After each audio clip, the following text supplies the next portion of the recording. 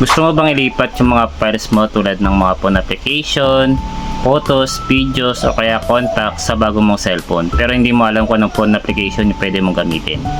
Kung ganyan din yung problema ninyo mga boss, may tuturo sa inyo yung phone application. Alam ko naman na karamihan sa inyo na alam na itong phone application na to. Ngayon kung alam nyo na, pwede na po kayo mag-scroll up or lipat nyo na.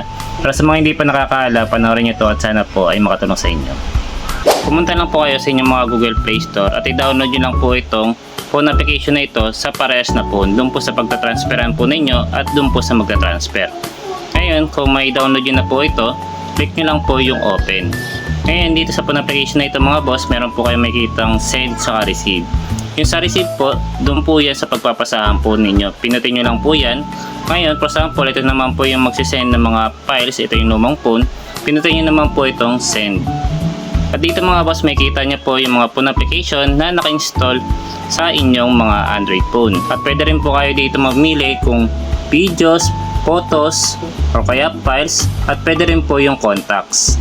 Ngayon, pipiliin nyo lang po dyan kung ano po yung mga kailangan nyo pong i-send doon sa inyong bagong cellphone. Tapos pinutin nyo lang po yung next at hintayin nyo lang po matapos yung pagta-transfer.